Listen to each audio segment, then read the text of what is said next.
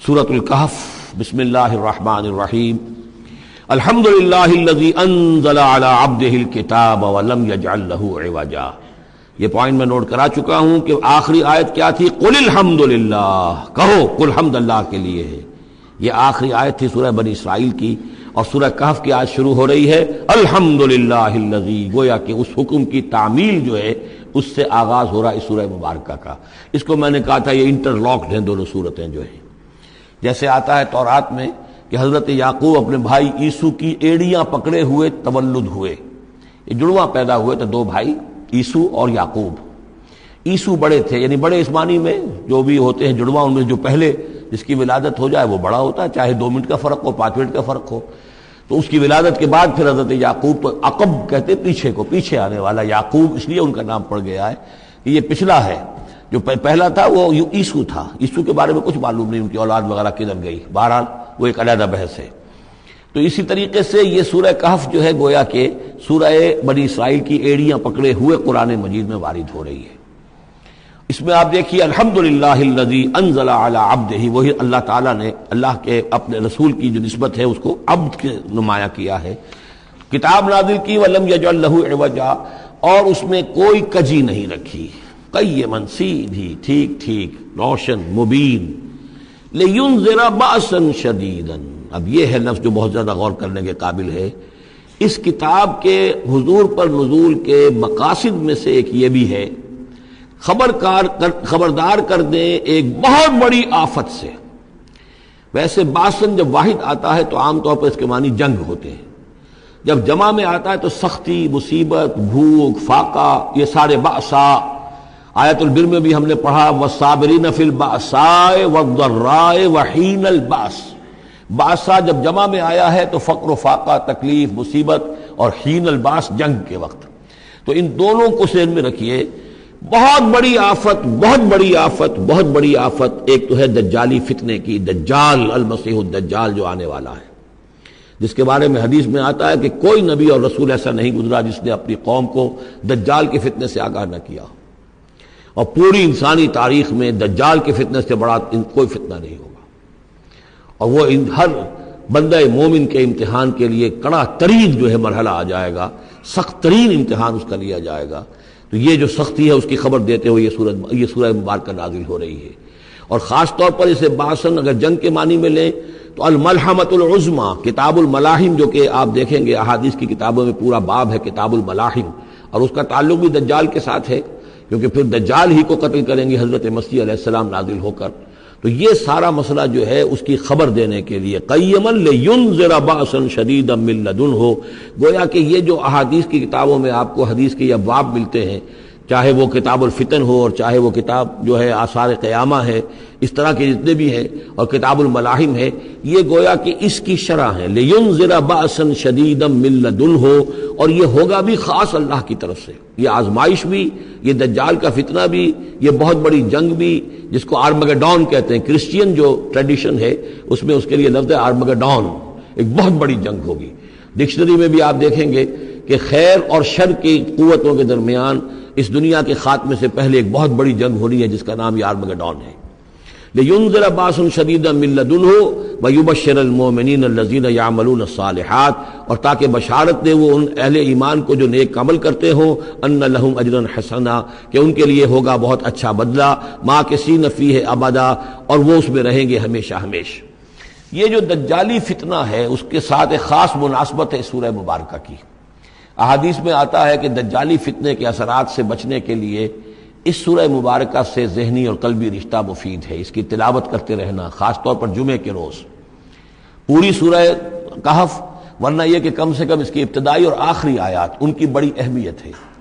دجالی فتنہ اصل میں کیا ہے سمجھ لیجئے کہ ایک تو ہے دجالی فتنہ بالعموم، دجل کہتے ہیں فریب کو، جیسے کہ کوئی نبی نہیں ہے، وہ اس نے فریبی لبادہ اوڑھ لیا، نبوت کا دعویٰ کر رہا ہے، وہ دجال ہے۔ تو اس طرح کی تو حضور نے فرمایا ہے کہ 30 دجال پیدا ہوں گے، انہی میں سے ایک ہمارے زمانے کے اندر جو ہے یہ غلام احمد قادیانی بھی تھا، وہ دجال تھا، جس نے کہ اعلان کیا کہ میں نبی ہوں جبکہ وہ نبی نہیں تھا۔ تو فریبی بنا ہوا، جس نے کہ ملمہ اپنے اوپر چڑھایا ہوا ہے۔ اسی طریقے سے دجالی فتنہ یہ جو ہے اس پوری دنیا میں اس وقت جو فتنہ ہے وہ یہ ہے کہ مادہ پرستی کا اتنا غلبہ ہو چکا ہے ذہنوں کے اوپر، افکار کے اوپر، لوگوں کے نظریات کے اوپر، لوگوں کے اخلاق کے اوپر، لوگوں کے اقدار جو ہیں، ویلیوز جو ہیں اس کے اوپر، کہ وہ آخرت کو بالکل بھول گئے، اللہ کو بھول گئے، اسباب کے اندر گم ہے، مسبب الاسباب سے ذہول ہو گیا، دنیا ہی دنیا ہے، آخرت کو بھولے ہوئے ہیں، مادہ ہی مادہ ہے، روح سے کوئی سروکار ہی نہیں۔ یہ ہے بالعموم جس کا نام دجالی فتنہ ہے کہ حقیقت کے اوپر پردہ پڑا ہوا ہے، آخرت پر دنیا کا پردہ پڑا ہوا ہے۔ یہ دنیا جو ہے در حقیقت کیا ہے؟ وَمَا الْحَيَاةُ الدُّنْيَا إِلَّا مَتَاعُ الْغُرُورِ، یہ دھوکے کا سامان ہے۔ اصل زندگی کو اس نے ڈھانپا ہوا ہے، ہم نے یہ سمجھ لیا کہ زندگی یہی ہے، اسی کے لیے بھاگ دوڑ محنت صبح و شام، اسی کے مستقبل کی فکر ہے، لیکن اصل جو زندگی اس کی کوئی فکر ہی نہیں ہے۔ باقی ایک دجال جو ہے جو آئے گا وہ معاملہ احادیث کے اندر بھی بڑی طوالت کے ساتھ ہے، اور اس میں کافی پیچیدگیاں بھی ہیں، بعض چیزیں جو ہیں ایک دوسرے سے کچھ مختلف بھی ہیں، اس میں پھر اہل علم کو بہرحال مطابقت پیدا کرنی پڑتی ہے۔ میں نے جہاں تک اپنی کوشش کی ایک رائے تک میں پہنچا ہوں، لیکن ابھی میں اسے بیان نہیں کر رہا ہوں۔ بہرحال دجالی فتنے کی خبریں موجود ہیں بہت شدت کے ساتھ، اور اس صورت کا پڑھنا جو ہے اس میں بہت مفید ہے۔ اس صورت کے مضامین کا دجالی فتنہ بالعموم سے کیا تعلق ہے وہ تو اس ہم دورہ ترجمہ دوران کے اس کے دوران بھی آپ کو معلوم ہو جائے گا، لیکن اس کے جو خاص بڑے مباحث ہیں، خاص طور پر یہ کہ ایک ہمارے بہت بڑے عالم گزرے ہندوستان میں اس صدی کے آغاز میں، مولانا مناظر احسن گیلانی، انہوں نے اس میں باقاعدہ کتاب لکھی ہے، آپ کو مل جائے گی بازار میں بھی، اصحاب کہف کے جو کا معاملہ سورہ کہف کے مباحث ہیں ان کے۔ میں نے اس کو اپنی ایک تقریر کے اندر کسی خطاب جمعہ میں سورہ کہف کے مضامین کا خلاصہ بیان کیا تھا، جس کا عنوان ہے دنیا کی حقیقت۔ ظاہر بات ہے تفاصیل زیادہ جو ہیں وہ میرے لیے ممکن نہیں ہے کہ اس دورہ ترجمہ کے دوران بیان کر سکوں۔ وَيُنذِرَ الَّذِينَ قَالُوا اتَّخَذَ اللَّهُ وَلَدًا، اور خبردار کر دے ان لوگوں کو جنہوں نے کہا کہ اللہ نے بیٹا بنایا۔ یہ ساری دجالیت جو ہے اس کی جڑ کیا ہے؟ مسیحیت، جو موجودہ مسیحیت ہے، جو حقیقت میں مسیحیت نہیں ہے، پولزم ہے، جس کی بنیاد تثلیث پر ہے کہ اللہ کا بیٹا بنا دیا حضرت مسیح علیہ السلام کو، اور انہیں کفارہ بنا دیا تمام جو بھی مان لے ان کو ان کے گناہوں کا، پیش کی معافی ہے ان کے گناہوں کی جو حضرت مسیح پر ایمان لے آئے، اور نمبر 3 شریعت ساقط کر دی، اور نمبر 4 سارا اختیار جو ہے وہ پوپ کے ہاتھ میں دے دیا گیا کہ تم جو چاہو جس چیز کو چاہو حلال کرو، جس چیز کو چاہو حرام کر دو۔ ان چیزوں نے مل کر نفس مذہب کو اس قدر قابل نفرت شے بنا دیا کہ یورپ کے عوام کے اندر مذہب کے خلاف شدید نفرت پیدا ہو گئی۔ چنانچہ اس کے بعد جب مسلمانوں کے زیر اثر وہاں پر علم پھیلا ہے، ہسپانیہ کی یونیورسٹیوں سے علوم اور فنون جو ہیں یہ فرانس اور اٹلی اور جرمنی کے نوجوان آتے تھے، اور وہاں آ کر وہ قرطبہ اور غرناطہ اور طلیطلہ کی یونیورسٹیوں سے پڑھ کر جاتے تھے، تو ان کے زیر اثر جو ایک ریفارمیشن شروع ہوئی، اصلاح مذہب، اور ایک رینائسنس، تحریک احیاء العلوم، وہ جو اصل تو تحریک تھی اس بات کی کہ انسان علم کی طرف دوبارہ رجوع کرے، لیکن یہ کہ وہ علم جب آگے بڑھا ہے تو وہاں پہ عیسائیت کے خلاف جو رد عمل تھا اس کی وجہ سے اس میں مذہب کی دشمنی جو ہے اس تحریک کے اندر خود بخود شامل ہو گئی۔ تو مذہب سے بیزاری، روحانیت کا انکار، آخرت سے بالکل بے پرواہی اور اس کا بھی انکار، اور خدا ہے یا نہیں ہے اس سے کوئی سروکار نہیں، یہ جو اس تہذیب کے اصل میں اثرات بنے ہیں سارے، یہ اسی غلطیوں کا یہ اثرات ہیں، نتائج ہیں کہ جو عیسائی مذہب کے اندر جو یہ تحریفات کر کے جو غلطیاں کی گئی ہیں، اس کو یہاں کہا گیا ہے کہ ان لوگوں نے کہ جنہوں نے یہ عقیدہ ایجاد کیا، ما لہم بہ من علم، ان کے پاس اس کے لیے کوئی علمی سند نہیں ہے، ولا لآبائہم، نہ ان کے آباء و اجداد کے پاس کوئی سند تھی، کبرت کلمۃ تخرج من افواہہم، بہت بڑی بات ہے جو ان کے منہ سے نکل رہی ہے، بہت بڑی گستاخی ہے جو یہ اللہ تعالیٰ کی شان میں کر رہے ہیں، ان یقولون الا کذبا، یہ نہیں کہہ رہے مگر جھوٹ، سراسر سیدھا سفید جھوٹ بول رہے ہیں، فلعلک باخع نفسک علی آثارہم، تو اے نبی شاید کہ آپ اپنے آپ کو ہلاک کر لیں گے ان کے جو اثرات پڑنے والے ہیں، عیسائیت کے اس غلط عقیدے کے جو نتائج برآمد ہوئے ہیں، جب یہ نتائج ظاہر ہوں گے تو اتنے سنگین ہوں گے، فلعلک باخع نفسک، کہ ان کے احساس سے اور ان کے ادراک سے شاید کہ آپ اپنے صدمے سے اپنے آپ کو ہلاک کر لیں، ان لم یؤمنوا بہذا الحدیث اسفا، اگر یہ لوگ اس حدیث پر، اس قرآن پر، یہ بات جو بتائی جا رہی ہے اس پر ایمان نہ لائے، اس پر ایمان نہ لائے، اپنے اس غلط عقیدے پر قائم رہے، اس غلط مذہب کو انہوں نے برقرار رکھا، تو اس کا جو رد عمل ہوگا نوع انسانی پر، اور اس سے تاریخ انسانی اور انسانی ثقافت جس غلط رخ پر پڑے گی، جو دجالیت کا فتنہ اسے جنم لے گا، ان تمام چیزوں کے اثرات سے شاید آپ کو اتنا صدمہ ہو کہ فَلَعَلَّكَ بَاخِعٌ نَفْسَكَ عَلَىٰ آثَارِهِمْ إِن لَّمْ يُؤْمِنُوا بِهَٰذَا الْحَدِيثِ أَسَفًا إِنَّا جَعَلْنَا مَا عَلَى الْأَرْضِ زِينَةً لَّهَا، ہم نے زمین کے اوپر جو کچھ ہے اسے اس کا گہنا بنا دیا ہے، بناؤ سنگھار بنا دیا ہے، زینت بنا دیا ہے۔ یہ آپ نوٹ کر لیجئے، لفظ زینت اور زمین میں اس کی زیبائش اور آرائش، یہ اس سورہ مبارکہ کا عمود ہے، یعنی اس کو اتنا کھبا دیا ہے نگاہوں میں اللہ نے کہ آخرت سے خود بخود انسان غافل ہو جاتا ہے۔ یہ پردہ پڑ گیا ہے، چمک دمک ہے، یہ کاریں ہیں، یہ بلڈنگیں ہیں، یہ کوٹھیاں ہیں، یہ عالیشان عمارتیں ہیں، یہ کیا کچھ اس کی جو یوں سمجھیے پومپ اینڈ شو جو ہے اس وقت دنیا کا، اور ظاہر بات ہے امریکہ میں جا کر دیکھیے تو جو کچھ یہاں دیکھ رہے ہیں اس سے 10 گنا 100 گنا 1000 گنا آپ کو نظر آئے گا، عقلیں دنگ ہو جاتی ہیں۔ نتیجہ کیا نکلتا ہے کہ انسان یہ سمجھتا ہے کہ اصل شے یہی مادہ ہی ہے، اصل ہدایت پہ یہی لوگ ہیں، یہی لوگ ہیں صحیح معنی میں کہ جنہوں نے واقعتاً علم حاصل کیا ہے، لہذا ان کی غلط تہذیب، ان کا غلط تمدن، ان کے تمام غلط ثقافت کے معاملات کے بھی ہم اسی طریقے سے پیروی کر رہے ہیں۔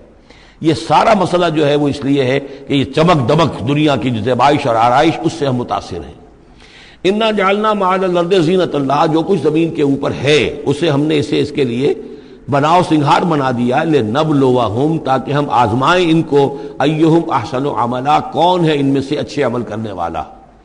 یعنی اب یوں دیکھیے وہ شعر جو ایک ہے، اگرچہ ذرا تھوڑا سا شان باری تعالیٰ کے اعتبار سے تو شاید اتنا مناسب نہ ہو، لیکن یہ کہ مفہوم کو ادا کرتا ہے کہ رخ روشن کے آگے شمع رکھ کر وہ یہ کہتے ہیں ادھر آتا ہے دیکھیں یا ادھر پروانہ جاتا ہے۔ ایک طرف ذات باری تعالیٰ ہے اور ایک طرف یہ دنیا ہے، اس کی چمک دمک ہے۔ اب یہ پروانہ جو ہے یہ انسان، اس کا امتحان ہے، آیا یہ اللہ اور آخرت کی طرف جا رہا ہے یا دنیا کی طرف اور دنیا کی زیبائش اور آرائش کی طرف جا رہا ہے۔ جو زیبائش اور آرائش کی طرف چلا گیا وہ گیا، وہ تباہ و برباد ہو گیا، فقط خسر خسرانا مبینا۔ اور جس نے اس دنیا کی زیبائش اور آرائش اس سے منہ موڑ کر وہ جو حقیقت جو اصل حسن ازلی ہے اللہ تعالیٰ کا اور اس کا جو جلال اور کمال ہے اور جو آخرت کی نعمتیں ہیں ان کو اختیار کر لیا، وہ کامیاب ہو گیا۔ تو امتحان اتنا ہی ہے کہ رخ روشن کے آگے شمع رکھ کر وہ یہ کہتے ہیں ادھر جاتا ہے دیکھیں یا ادھر پروانہ آتا ہے۔ وَإِنَّا لَجَاعِلُونَ مَا عَلَيْهَا صَعِيدًا جُرُزًا، اور یہ کہ جو کچھ بھی اس پر ہے ہم ایک وقت آئے گا کہ اس کو بنا کر رکھ دیں گے جیسے کہ میدان جس میں سے کہ فصل کاٹ لی گئی ہو۔ جب قیامت ہوگی کیا ہوگا یہاں پر اسی زمین کو، نہ یہاں پہ کوئی وہ پہاڑ رہ جائیں گے کوٹ کوٹ کر چپٹی کر دی جائے گی، نہ یہ آپ کے پاس جو ہیں وہ اسکائی اسکریپرز رہ جائیں گے، نہ یہ اعلیٰ شان عمارتیں ہوں گی، کچھ نہیں ہوگا۔ یہ سب برابر ہوگا جیسے کہ کسی کھیت کے اندر سے فصل کاٹ دی جاتی ہے تو اب وہ پڑا ہوتا ہے ویران۔ وَإِنَّا لَجَاعِلُونَ مَا عَلَيْهَا صَعِيدًا جُرُزًا، ہم اسے کر کے چھوڑیں گے ایسا کھیت کہ جہاں پر چورا پڑا ہوا ہو، صرف بچا کھچا جو ہے وہ اس کا توڑی کا اور کچھ نہ ہو۔ ام حسبت ان اصحاب الکہف والرقیم کانوا من آیاتنا عجبا، اب یہاں سے اصحاب کہف کی بات شروع ہو رہی ہے، کیونکہ پوچھوایا تھا یہودیوں نے اصحاب کہف کون تھے۔ کیا تم سمجھتے ہو کہ اصحاب الکہف والرقیم، رقیم جو ہے ان کی تختی تھی ایک جس کے اوپر ان کے حالات لکھ کر، جو ان کے ایک جو کہف تھی ان کی غار جو تھی اس کے اوپر لگا دی گئی تھی، تو انہیں اصحاب الکہف بھی کہتے ہیں، اصحاب الرقیم بھی کہتے ہیں، یہ دونوں انہیں ایک ہی گروہ کے نام ہیں۔ کیا وہ تمہارے خیال میں ہماری بڑی عجیب آیات میں سے تھا؟ یعنی واقعتاً بات تو غیر معمولی تھی، لیکن حقیقت میں ہمارے ہاں تو ہماری تخلیق میں، ہماری صنائی میں اس سے ہزاروں گنا زیادہ عجیب باتیں ہوتی ہیں، ہمارے لیے تو وہ کچھ ہے ہی نہیں کسی بھی درجے میں، تم سمجھتے ہو کہ شاید وہ بہت بڑی بات ہے۔ یہ سابق کہف کا جو قصہ ہے، اب میں سمجھتا ہوں کہ پورے وثوق کے ساتھ ہم کہہ سکتے ہیں کہ یہ قصہ کیا تھا۔ دیکھیے جب حضرت مسیح علیہ السلام آئے ہیں تو یہ پورا علاقہ جو ہے فلسطین کا اور یہاں پہ جو آپ نے تبلیغ کی ہے تو یہ اس وقت رومن امپائر کا ایک حصہ تھا، اگرچہ مقامی طور پر ایک لوکل بادشاہ جو تھا یہودی وہاں پر حکومت کر رہا تھا، لیکن وہ پپٹ تھا، اصل میں تو حکومت جو تھی رومیوں کی، جو رومی تھے بت پرست۔ اور اس کے بعد چونکہ انہوں نے بغاوت کی، حضرت مسیح تو اٹھا لیے گئے سن 30 عیسوی کے آس پاس یا 33 عیسوی کے آس پاس، لیکن اس کے بعد جو ہے ان یہودیوں نے بغاوت کی رومیوں کے خلاف، جس کے نتیجے میں سن 70 عیسوی میں ٹائٹس رومی نے تو ان کی حکومت بھی ختم کی، اور بیت المقدس کو برباد کیا، یروشلم کو تباہ کیا، 1,33,000 یہودیوں کو قتل کیا اور ان کو بھیج دیا، نکال دیا وہاں سے باہر۔ اس وقت کا معاملہ یہ ہے کہ اب کوئی اکے دکے جو بھی رہ جاتے تھے یہاں پر، کوئی یہودی یا عیسائی، یہودیوں کو تو نکال دیا، عیسائی رہ گئے، لیکن عیسائیوں پر بھی بہت ظلم ہوتا تھا۔ یہ موحد تھے، حضرت عیسیٰ کے ماننے والے، وہ بت پرست تھے۔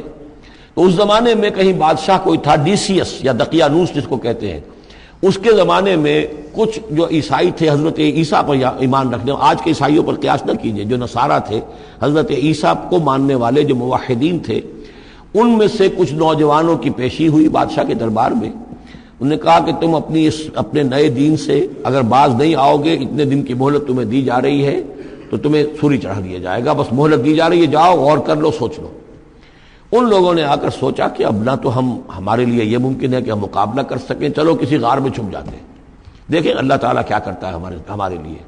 وہ ایک غار میں جا کر چھپ گئے،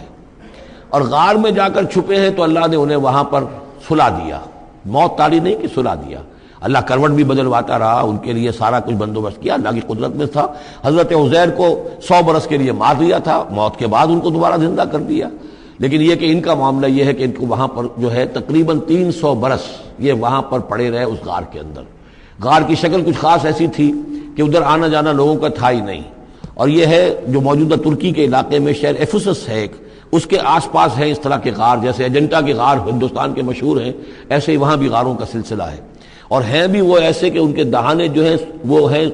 شمال کی جانب، تو دھوپ ان میں براہ راست نہیں جاتی، صرف یہ کہ ریفلیکٹڈ لائٹ تو آتی ہے لیکن یہ کہ براہ راست دھوپ نہیں جاتی، تو ایک طرح کا اندھیرا سا اس کے اندر، ٹوائی لائٹ جسے آپ کہہ لیں، وہ رہتا ہے سارا دن۔ وہاں پر یہ 300 برس تک سوتے رہے۔ اس 300 برس کے عرصے میں یہ ہوا کہ رومن امپائر جو ہے اس نے خود عیسائیت اختیار کر لی۔ 300 عیسوی کے اندر کانسٹنٹائن جو تھا ایمپرر، وہ عیسائی ہو گیا، اب پوری امپائر جو عیسائی ہو گئی۔ اب اس کے زمانے میں اس کے بعد تھیوڈوسیس ہے ایک،